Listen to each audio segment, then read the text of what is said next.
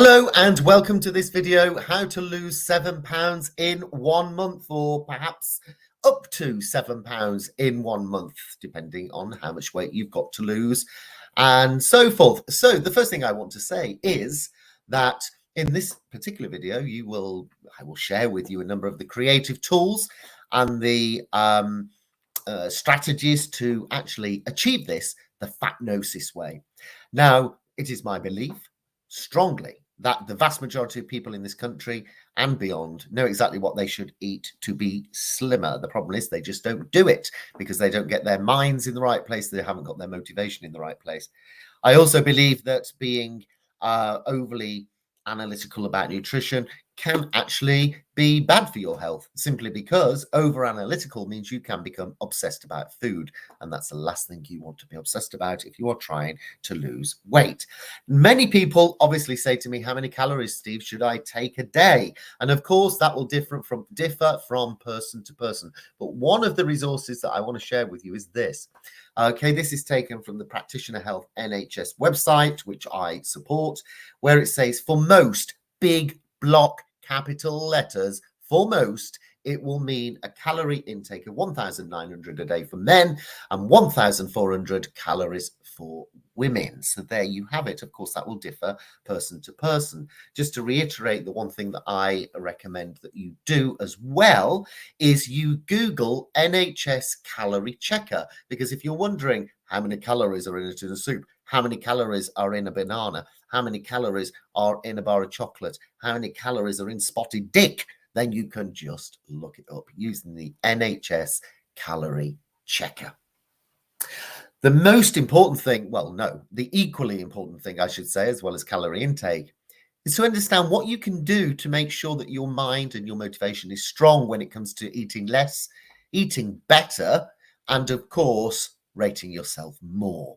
Let's take a look at that, because these are the points that I want you to take on board in this particular video. Let's move on. So here we go.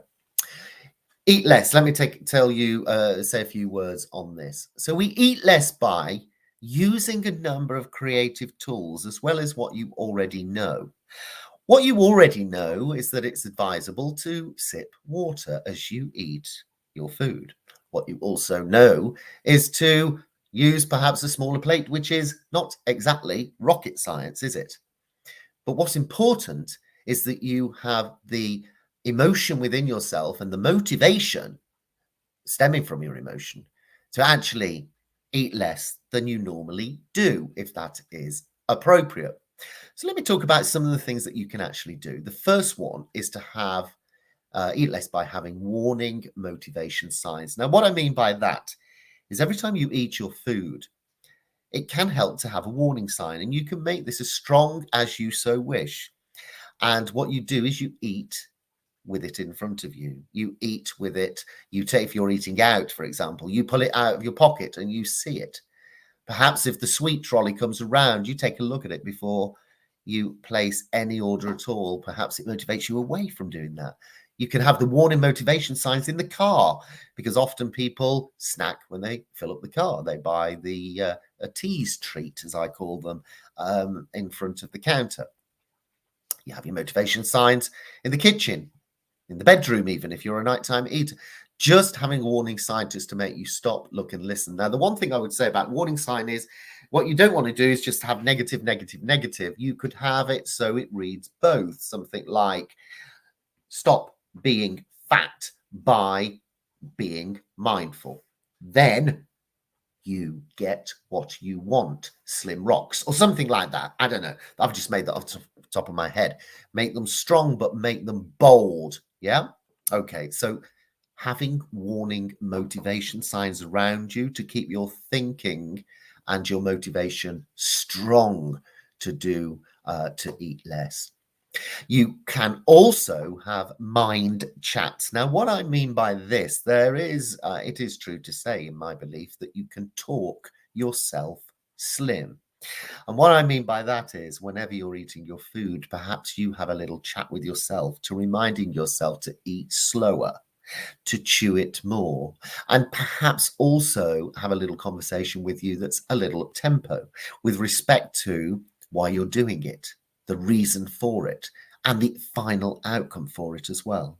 And to also, what I recommend is that as you're doing that, is to be telling yourself as soon as you finish your food that you will feel satisfied. And this, again, will prevent you going for second helping, so to speak. So you're telling yourself that actually, I'm proud to be eating less. I'm proud to be in control. And I command myself to be in control. It feels fucking marvelous to be in control. Have attitude as you do it. So have conversations as you eat your food. The other thing I would say is nourishing your mind aspirationally. This is important. It has a direct impact on how much we eat as well as what we eat. And what I mean by that is bringing things into your life that actually give you a reason to be, a reason, should I say, actually, a reason that gives you a control over food so that you become more important than food. Doing something, no matter what it is, to absolutely giving yourself some aspiration within yourself so that you are proud to eat less, so that you are proud to be in control of snacking and cravings, so that when those cravings appear, you're rating yourself and your mind is so aspirational about why you're doing this that you even wink at the temptation, you wink at the Mr. Pinot Grigio, and you walk on by, so to speak. So to eat less, what I want you to start thinking about is, as well as doing all the common sense things that we know we should do, which is eat on a smaller plate or drink sips of water before and during and after the meal, all of those things, is having those warning motivation signs, thinking about chatting mentally to yourself so you become your own cheerleader when you're actually eating, and you talk yourself to the sink to put the dish in it and then wash it and put it away. All of those things are nourishing your mind aspirationally. So you will see that eating less is not just about a smaller plate. It's much more. It's about the psychology of you. But it's okay saying just eat less. But what about the next bit? We need to eat better during this month of losing 7 pounds. The first thing that I want to say to you is being mindful, not obsessed. You eat better by being mindful, not obsessed. I do not advocate at all. I can't begin to stress this enough. And I can't stress how much I cannot bear rigid diets. They are doomed. And the one thing I would say is, yes, be mindful about your intake, but not obsessed. So being mindful, for example, is just perhaps planning your day ahead and thinking to yourself, okay, so that I'm kind of selecting better stuff to put in my body today, what am I going to do for my 3 meals of breakfast, lunch, and dinner? And that's being mindful. Being obsessed is where you do nothing but think about food every sort of half an hour or so, and being so obsessed that you're looking up about how much fiber and how much carb and all of this sort of stuff in such detail that your mind is riddled with it. Okay, so pull back from obsession and just be mindful. The second thing to say is implement the 80-20 regime, keeping it very, very simple. And what you're doing here is you're eating 80% of the time you're eating well, and 20% of the time you're eating a bit of what you fancy. I emphasize a bit of what you fancy, because the portion control, of course, is going to be important, as I've mentioned earlier, with eating less. Here, what you're doing, of course, is before you start your month, is you're thinking to yourself, okay, what's been my typical sort of regime, daily or weekly?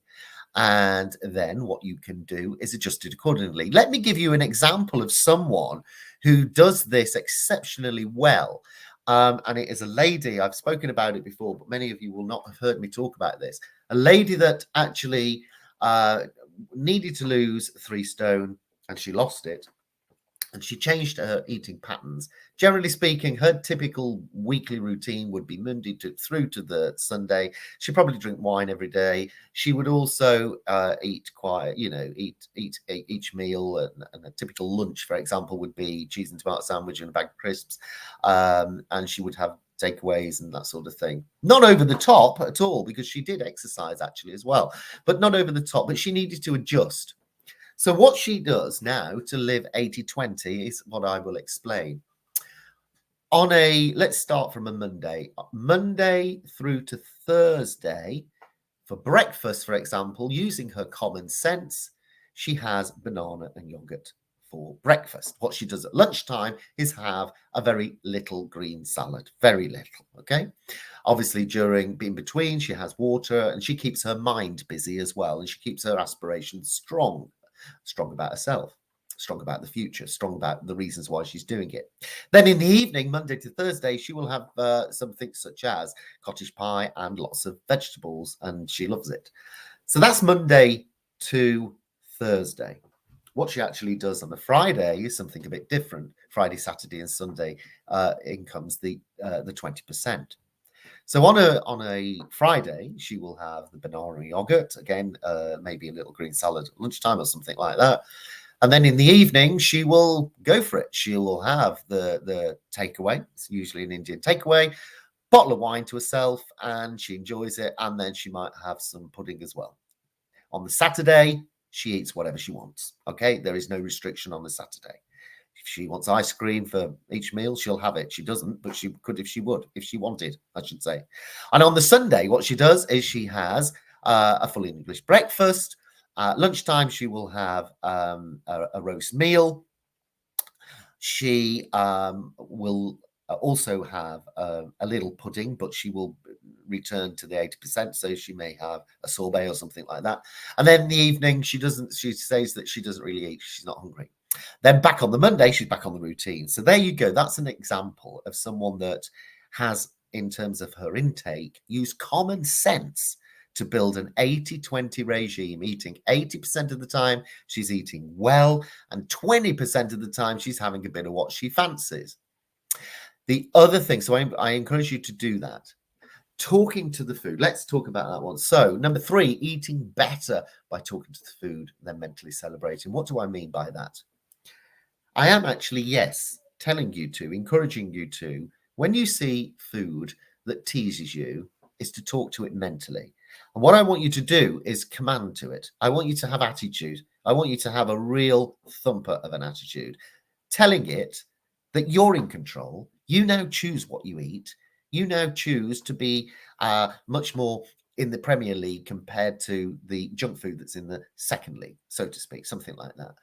And as you do that, walk on by, okay? Walk on by it.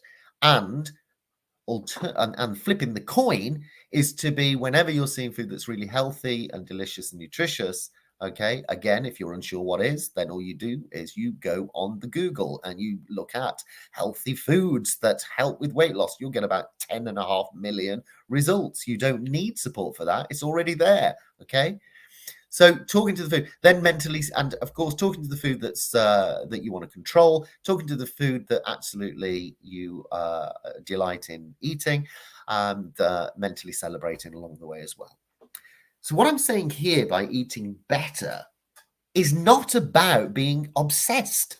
It's not about being obsessed to the point where you are just thinking food.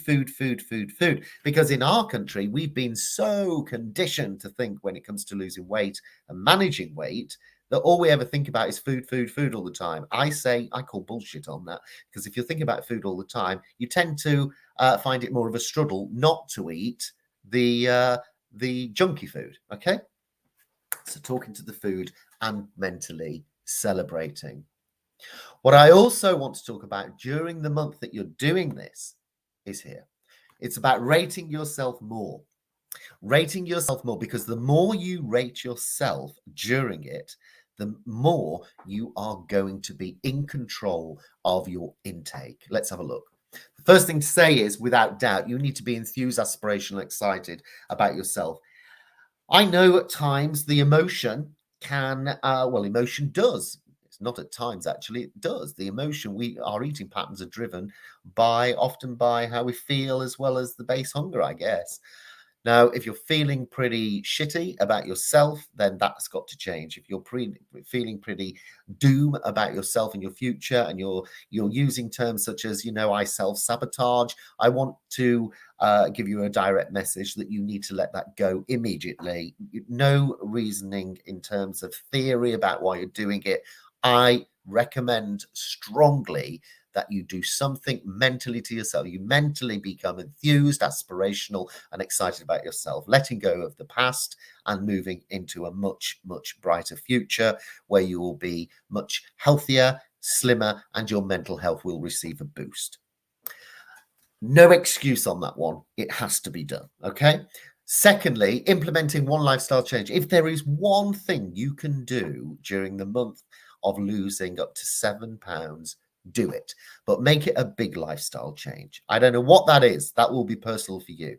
It may be, or it could be a basic change, such as, redecorating a room that makes you feel good, or decluttering a room, or changing a relationship. Okay, that's a little bit heavy, but it may be, if you're with a partner that's putting you down all the time, then maybe they need the elbow, then do it. And if it's going to make you feel better. Or it could be something such as a lifestyle change, taking a new course, doing a new adventure, booking something new, booking a new makeover, booking a new or outfit, or, buying a new outfit, whatever it is. Transforming your personal image, if that's important to you, then do it. Make it a month of enthused, coming back to point one, enthused excitement and aspiration. And then finally, I've got to be strong with you and say that this will all come down to, you will do what I say in this video and you will lose weight if you do exactly what I tell you. So long as you've got a no bull attitude, that, what have I got here? Excuse bollocks is history. And that is important.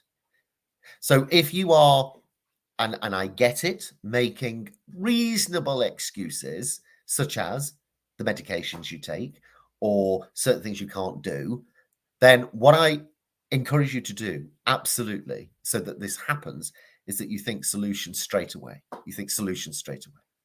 So having a noble attitude, that excuse, because a lot of people, I'm telling you now, 20 years doing this sort of work, I can tell you now that so many people make excuses, and that's why they stay fat, and that's why they moan year after year, because they're in the same place, because they've done nothing about it at all. Don't fall into the excuse trap.